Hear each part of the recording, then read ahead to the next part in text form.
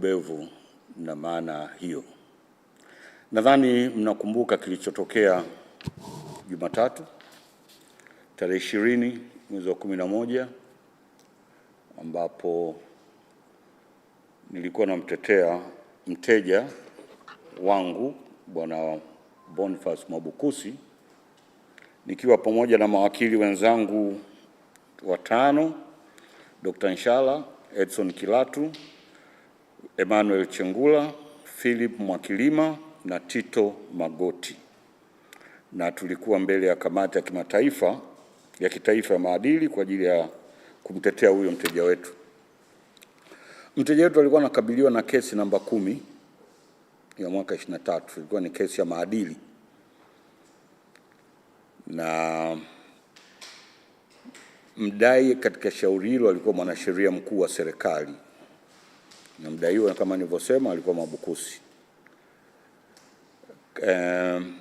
Tulipopata hati ya madai kuhusiana na hiyo kesi ya Mwabukusi, tulifungua kesi na kuweka mapingamizi 7 kuhusu uwepo wa shauri hilo mahakamani. Lakini siku hiyo kabla ya kuanza shauri, tuliarifu kamati ya maadili kwamba tunaondoa mapingamizi 3 na tungependa kuendelea na mapingamizi mengine 4 ambayo yote yalihusu mamlaka ya kamati ya maadili kusikiliza hilo shauri namba 10 mwaka 23 lililopo mbele yao.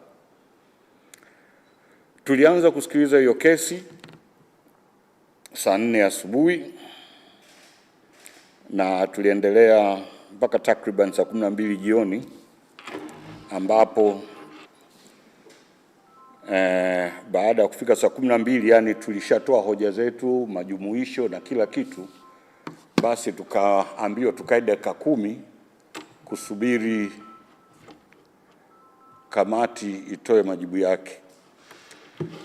Sasa wakati tumeambiwa tusubiri hizo dakika 10, mteja wetu Bwana Boniface Mwabukusi akatupa maelekezo kwamba endapo mapingamizi yake yatakataliwa, nadhani aliona, kwa sababu ukishaona unatoa maelezo kwa masaa 8, unaambiwa uamuzi unatolewa kwa dakika 10, wakili yoyote anaona kuna mushkeli katika mwenendo huo. Basi akatuambia kwamba kama mapingamizi ambayo mliweka yatakataliwa, na waomba mkate rufaa twende kwenye mahakama kuu kupinga uamuzi wa kamati ya maadili. Kwa hiyo mara baada ya kusoma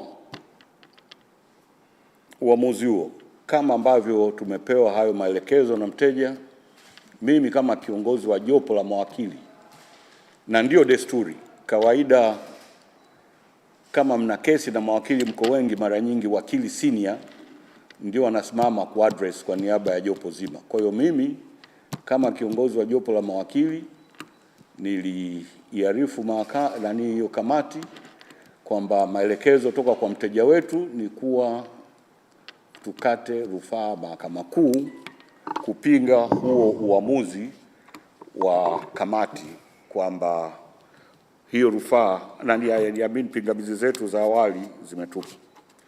Baada ya kutoa hiyo kusudio la kukata rufaa kwa niaba ya mteja wetu, mwenyekiti wa kamati alipandisha ghadhabu na kuniuliza kwa nini nataka kukata rufaa kwenye kitu ambacho sheria hairuhusu.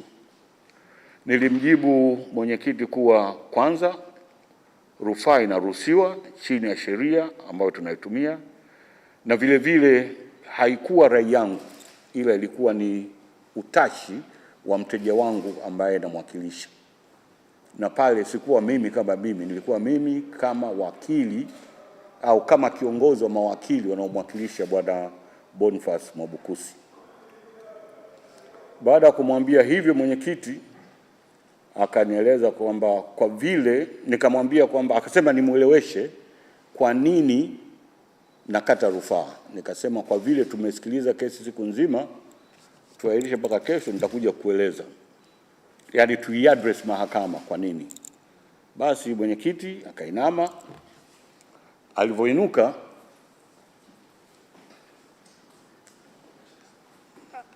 Alivyoinuka alinama kuandika. Alivyoinuka akatoa hukumu, kitu kinachoitwa hukumu, kwamba nimefanya kitendo ambacho ni kinyume cha maadili ya uwakili kwa kuitaarifu hilo baraza kwamba nakusudia kukata rufaa, na kutokana na yeye anavyoona kukiuka kwa maadili hayo, akasema ananifungia leseni yangu kwa kipindi cha miezi 6 kuanzia tarehe hiyo iliyotajwa. Hapo nikamwambia mwenyekiti wa kamati kwamba sijaridhika na hiyo adhabu alionipa, na kwamba ninakusudia kutumia haki yangu ya katiba na kisheria kukata rufaa kwenda Mahakama Kuu kupinga uamuzi huo aliotoa kunifungia miezi 6. Sasa ndugu wanahabari, mmekuwa mkiniuliza baada ya hapo nimechukua hatua gani. Naomba sasa niorodheshe hatua ambazo nimeamua kuzichukua kupinga kitendo ambacho nimefanyiwa na kamati ya maadili. 1, nakusudia kukata rufaa kwa sababu sheria inaniruhusu. Nakusudia kukata rufaa katika Mahakama Kuu chini ya kifungu 24 kifungu cha sheria ya mawakili, Advocates Act. Na katika kutekeleza azma hiyo tumeshapeleka katika kamati hiyo, kama sheria inavyotaka, kusudio letu la kukata rufaa pamoja na kuomba mwenendo ili kutuwezesha kukata rufaa.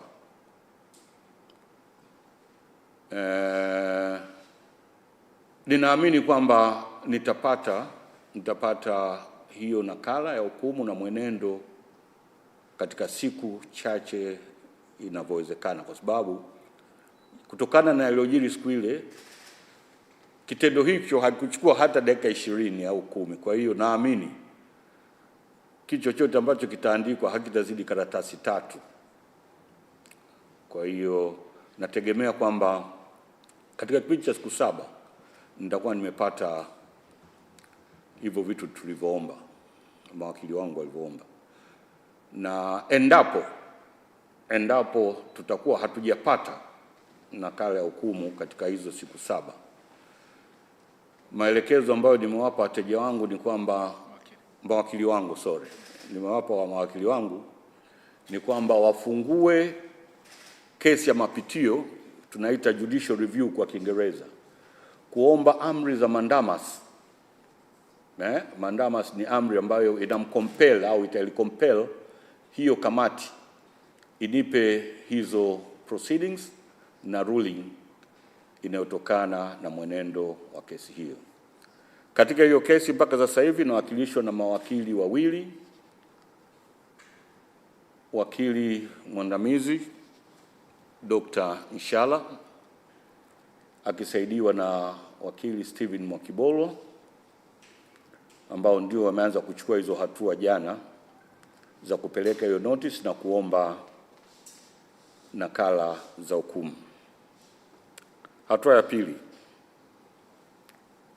ni imani yangu kwamba kitendo cha mimi kufungiwa miezi 6 hakikufuata sheria na wala hakikufuata utaratibu wowote uliowekwa kisheria. Kimekiuka haki yangu ya asili ya kusikilizwa, kwa sababu mwenyekiti na kamati yake hakunipa hata charge, yaani mpaka nani kosa langu silifahamu, zaidi ya kusikia tu pale mahakamani ndani kwenye kamati. Na kosa silifahamu kwa sababu sikupewa charge officially na wala sikupewa nafasi ya kusikilizwa. Haki ya kusikilizwa ni haki ya msingi ambayo mtu yoyote inabidi apewe kama anataka kuadhibiwa. Hiyo sikupewa. Kwa hiyo naona kitendo kilichofanywa siku hiyo na mwenyekiti ni kitendo cha yeye kukiuka maadili ya kazi yake. Sasa kutokana na hivyo nimeona nipeleke malalamiko yangu kwenye Tume ya Maadili ya Utendaji wa Kazi wa Majaji inayoundwa chini ya Sheria namba 4 ya mwaka 2011 kupinga mwenendo wa jaji huyo, kuonyesha kwamba yeye alikuwa amekiuka maadili na kiapo chake cha ujaji. Na katika malalamiko yangu nitaambatanisha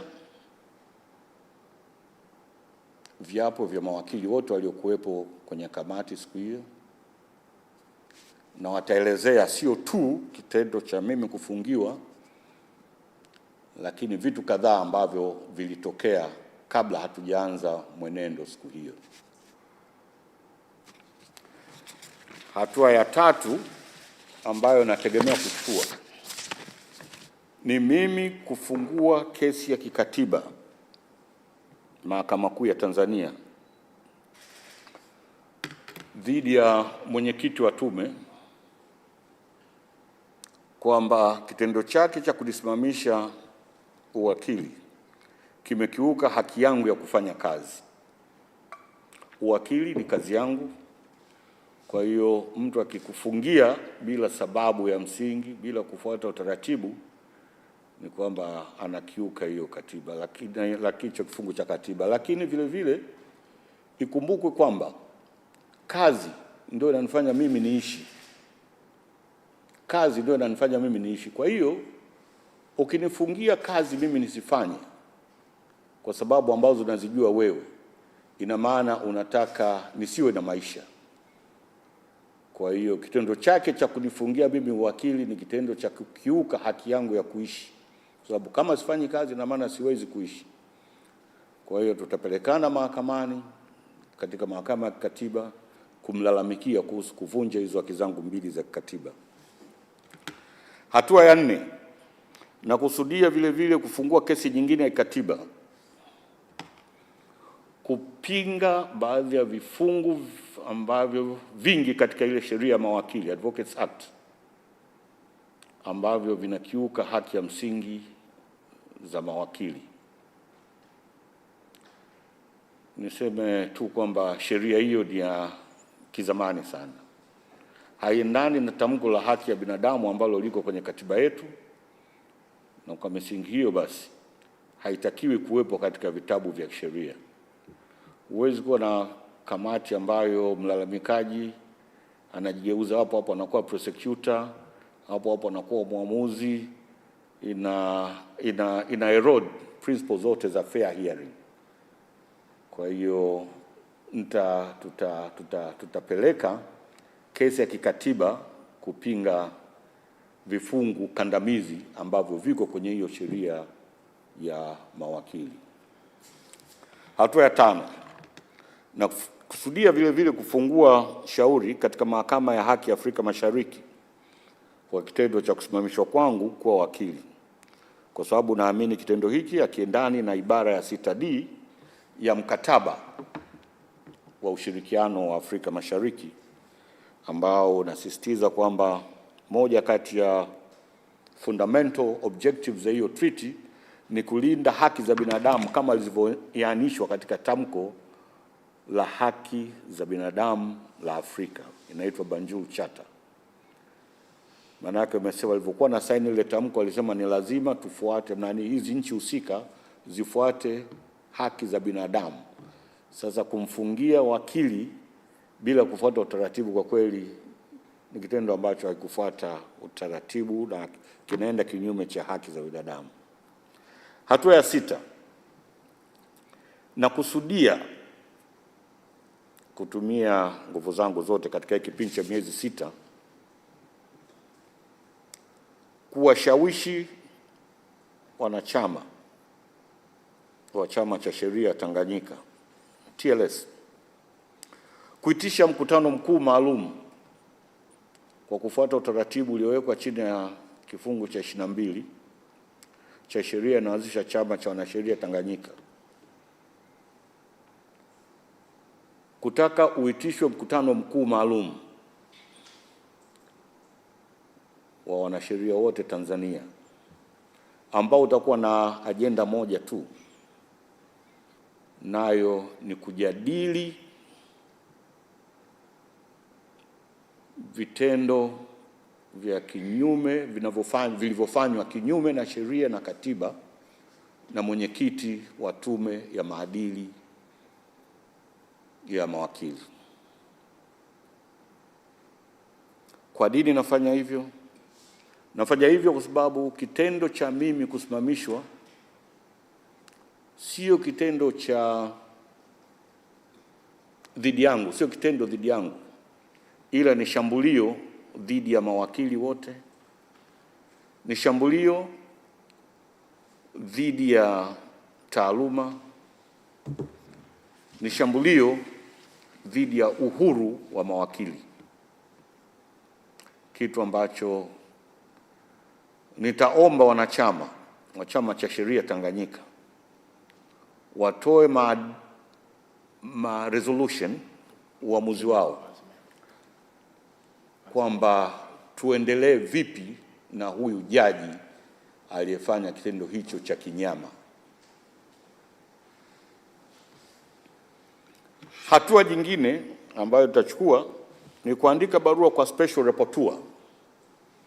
Special Rapporteur kama mnavyofahamu ni mwangalizi maalum wa Umoja wa Mataifa. Katika UN, Umoja wa Mataifa, kuna mwangalizi ambaye kazi yake ni kuangalia mwenendo wa majaji na mawakili. Sasa kuna huyo Special Rapporteur ambaye tutamwandikia barua kueleza kilichotokea hiyo tarehe 20 mwezi wa 11, ili kuwezekana huyu mwangalizi maalum Special Rapporteur aje aangalie kitu gani kiliendelea hiyo tarehe, na kama kiliathiri utaratibu mzima wa kufanya kazi wa mawakili Tanzania, achachukua hatua stahiki kuhusiana na kitendo hicho.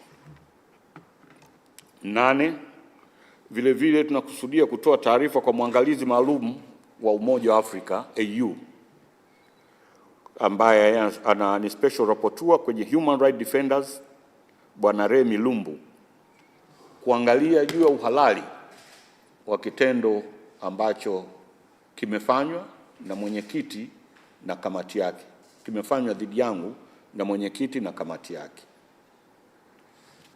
Na mwishoni, hatua ya mwisho ambayo ni ya 9,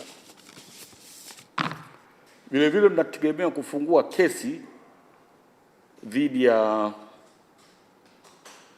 jaji binafsi, kesi ya madai dhidi ya mwenyekiti wa hiyo kamati kwa tort. Kwa Kiswahili tort inaitwaje? Kesi ya madhara. Inaitwa public misfeasance. Public misfeasance ni nini? Ni kutumia mamlaka ulionayo kinyume cha sheria mpaka yakamdhuru mtu mwingine. Hiyo tafungua dhidi yake personally, na nitadai fidia ambayo itatokana na mimi kusimamishwa uwakili wangu.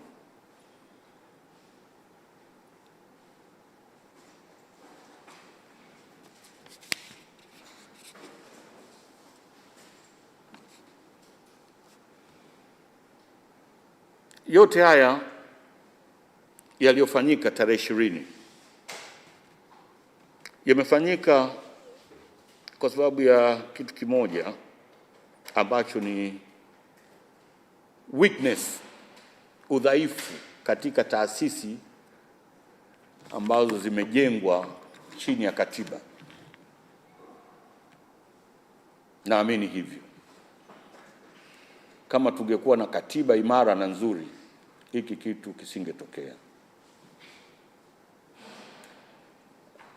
tunakusudia kutoa rai kwa wananchi, kwa sababu wananchi ndio wenye katiba, kwamba waendelee na wakazane kudai katiba mpya, kwa sababu katiba ndio inayoleta uhuru wa mawakili. Uhuru wa mawakili, kama wakili ni huru, kunakuwa na utawala wa sheria.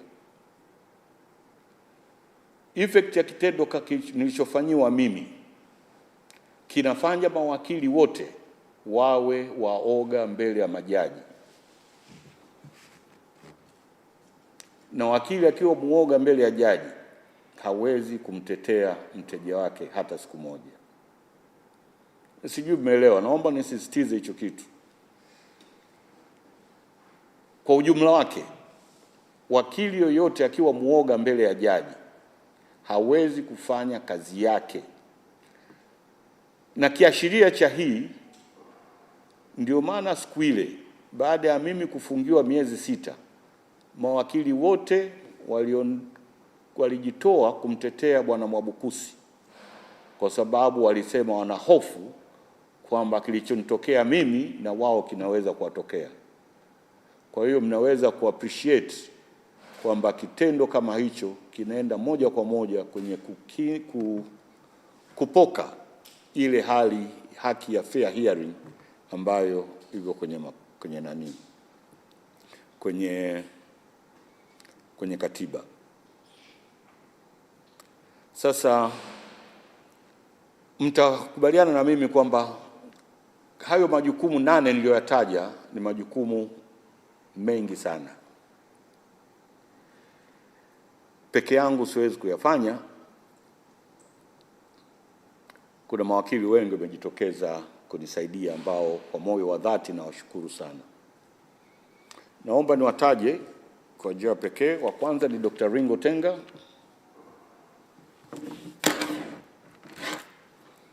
wa pili ni ndugu yangu Dr. Rugemeleza Nshala, daktari wa sheria. Mwingine ni Steven Mwakibolwa, mwingine ni wakili Daimu Halfan, mwingine ni wakili Edson Kilatu, mwingine ni wakili Emmanuel Changula, mwingine ni wakili Philip Mwakilima, mwingine ni wakili Tito Magoti, mwingine ni wakili Priska Mkama Chogero, mwingine ni wakili Mary Mushi, mwingine ni wakili Jethro Turimwesigwa, Amani Joakim, Peter Majanjara, Paul Kisabo, Alias Melo Joseph, Jonas Masiaya, Dennis Moses, Joseph Oleshangai, John Lairumbe, Prescott Joseph. Hao mawakili niwataja 5 wanatokea Arusha kwa sababu one of the cases itafunguliwa kwenye mahakama ambayo iko Arusha, kuanzia wakili namba 15 mpaka wakili namba 20. Wakili Jebra Kambole, wakili Fulgence Masawe, wakili Jeremiah Mtobesia, na wakili Francis Stola.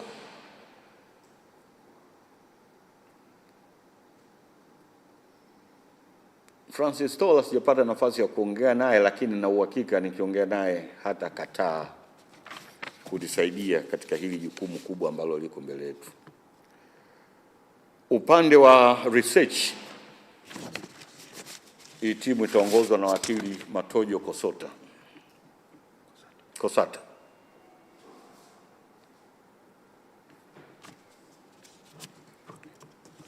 Kwa hiyo kuna timu ya mawakili karibu 25 ambao watahakikisha majukumu hizo, kesi zote 8 na task zote 8 zinafanyika kuhusiana na kitu.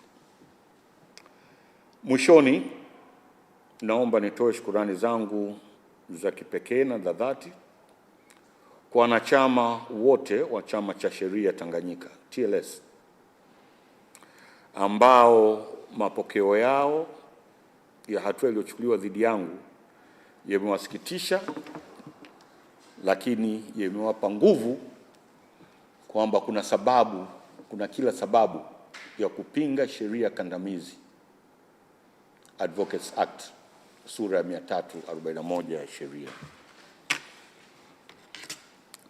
Vile vile wao wanaamini kwamba kitendo hicho sio shambulizi dhidi yangu. Wanasema kama mimi ni leo, ina maana na wao itakuwa kesho. Kwa hiyo naona kwamba hili shambulizi sio shambulizi kwangu, ila ni shambulizi kwa taaluma yote.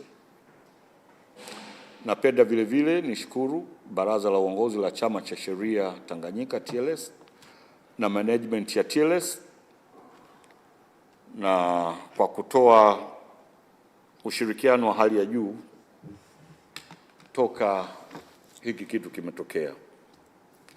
Napenda nishukuru mashirika Tanzania Human Rights Defenders, Legal and Human Rights Center, Chama cha Wanasheria Wanawake, shirika la Equality Now, Chama cha Sheria Afrika Mashariki na Chama cha Sheria Afrika PALU na Chama cha Sheria cha nchi za SADC ambao wameonyesha kutoa ushirikiano mkubwa kupinga kitu kilichotokea, wakiamini kwamba kitu chochote dhidi yangu ni shambulio dhidi ya mawakili wote.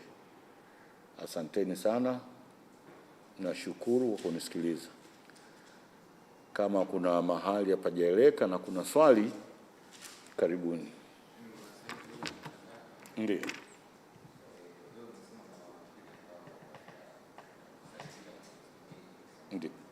Ndiyo.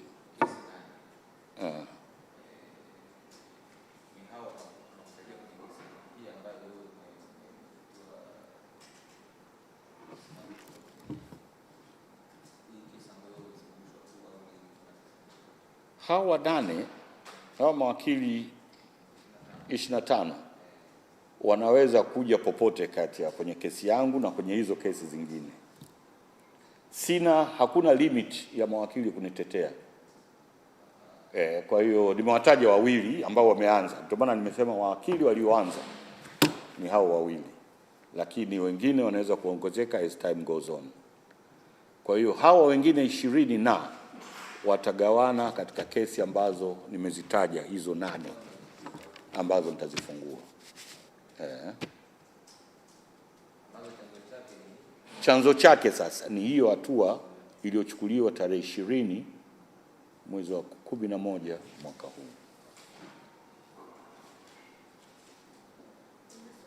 Ndiyo.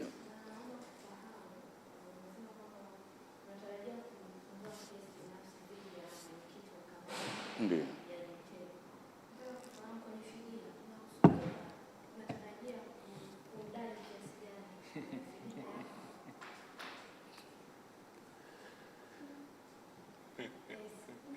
Mawakili wangu watanishauri baada ya kueleza na kupitia kila kitu na madhara ambayo nitakuwa nimeyapata katika kipindi hicho na shock ambayo nimeipata. Maana sio madhara tu, hata ile shock ambayo nimeipata na heshima yangu, kwa sababu nimefanya kazi wa wakili kwa karibu miaka 36. Hii ni mara ya kwanza nalalamikiwa na kuonekana kwamba sina maadili. Ndiyo.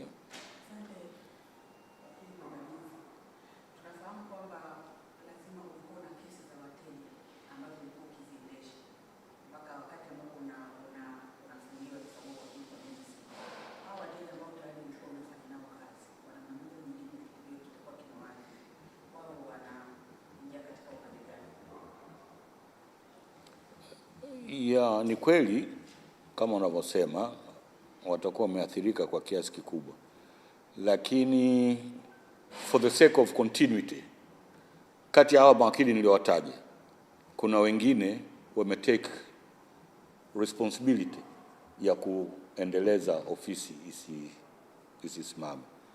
Kwa hiyo wanachukua mafaili yote ambayo yako ofisini ili waendelee nayo, ili wateja ambao nilikuwa nawasimamia waendelee kupata huduma za kisheria. Kwa hiyo katika hiyo orodha wa mawakili 25, 26 niliyotaja, kuna mawakili wengine ambao kazi yao itakuwa ni kuchukua mafaili na kukaa nayo ili kesi hizi ziendelee.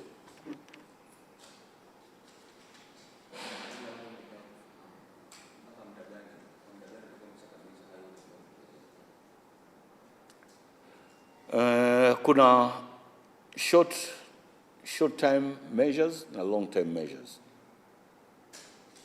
Sasa hivi ya haraka zaidi ni hiyo ya kwanza, kuangalia ni jinsi gani hiyo adhabu inatenguliwa. Hizi zingine tutachukua katika kipindi ambacho hakitazidi wiki 2-3. Definitely ndani ya mwezi tutakuwa tumeshafungua vyote hivi, kwa sababu vingine vinahitaji fact finding. Kwa mfano kile kitu cha kupeleka malalamishi dhidi ya jaji kwenye tume ya maadili inahitaji ushahidi, kwa sababu malalamiko hayo lazima yaende kwa njia ya kiapo. Kwa hiyo kuna utaratibu, yani kuna fact finding na kutengeneza viapo kwa ajili ya kuvipeleka huko.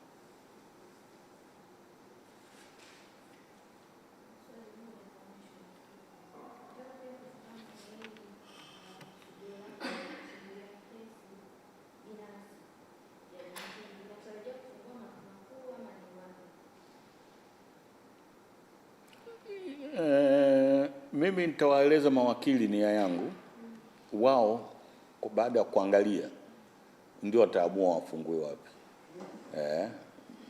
Wao ndio watachagua kufungua wapi.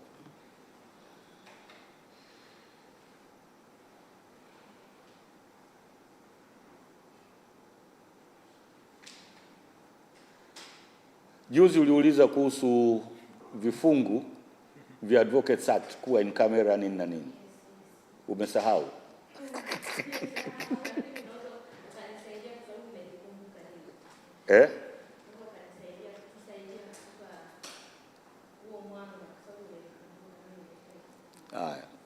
Labda nizungumzie kwenye sheria ile, kweli inasema kwamba proceedings zote zitakuwa in camera. Lakini katika sheria kuna principle moja muhimu sana inaitwa open justice. Open justice ni nini? Open justice ni kwamba proceedings zote zinazofanyika lazima ziwe wazi. Wewe ukisikia proceedings in camera, mtu yoyote anajiuliza kwa nini in camera? Kuna kitu gani kinataka kufichwa? Sasa hizo ndio baadhi ya sheria ambazo tunasema tutaomba zifutwe katika ile Advocates Act. Kwa mfano proceedings za Bwana Mwabukusi hazikutakiwa ziwe in camera, kwa sababu kesi aliyokuwa naisimamia iliyosababisha hicho kitu haikuwa kesi ya mteja mmoja, ilikuwa ni kesi ya Watanzania wote. Kwa hiyo kusema kesi ile ya isikilizwe in camera wakati yeye alikuwa anatetea Watanzania wote, kidogo inakuwa na mushkeli kidogo. Lakini cha msingi hapa ni kwamba justice system yote inataka proceedings ziwe wazi. Hakuna kitu cha kuficha. Yani mahakama inatakiwa iwe transparent. Haihitaji kuficha. Mahakama, tume, kamati zinatakiwa kila kitu zifanye transparent, ili wananchi wajue kitu gani kinaendelea kuhusu hiki kitu. Hamna haja ya kuficha.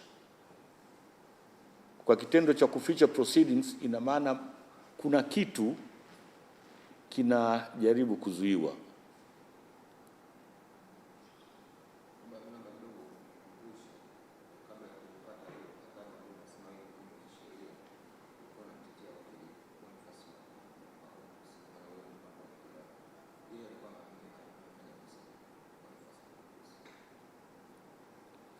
Kwenye unaweza kuna nini? Swala lilikuwa tu pale ni matamshi ambayo wakili Boniface Mwabukusi aliyatoa kule Mbeya baada ya kesi ile ya kupinga mkataba wa bandari, kwa amezungumza, alikuwa anatoa maendeleo ya kesi kwa wananchi, na akasema kuna vitu ambavyo wananchi wanatakiwa kujua, vitu ambavyo havikubaliki ambavyo vilikuwa vimefanyika. Kwa hiyo ikaonekana kwamba upande wa serikali wakasema kwamba amekiuka maadili ya kiwakili kwa yale matamko aliyosema, maneno dhidi ya viongozi, dhidi ya mahakama. Kwa hiyo ikawa imeletwa madai kama hayo. Kwa hiyo ilikuwa nitaka kwenda kuonyesha tu kwamba yatakiwa ajitetee, kwa hiyo tulikuwa katika utetezi wake.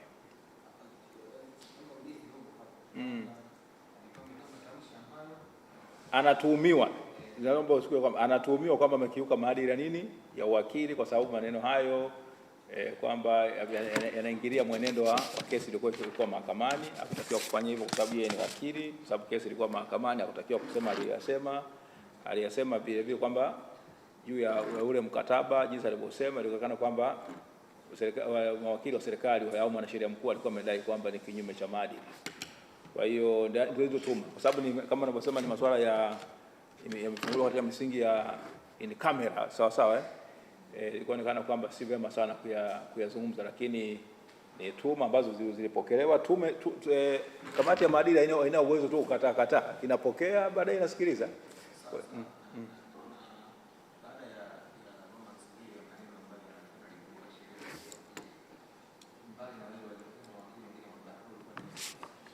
Tulikuwa mawakili wanane, nadhani tulikuwa mawakili wanane. Kwa hiyo ilikuwa ni wakili wengi. Kwa hiyo ndio maana wakili amezungumza hapa kwamba baada ya yeye kusimamishwa, mawakili wengine tulikuwa tumebakia, tulijitoa. Kwa sababu gani? Hofu kwamba na sisi yalimkuta huyu yatatukuta sie. Kwa hiyo ndio maana mwisho wa siku Mwabukusi amejitetea yeye mwenyewe. Shukrani sana. Asante.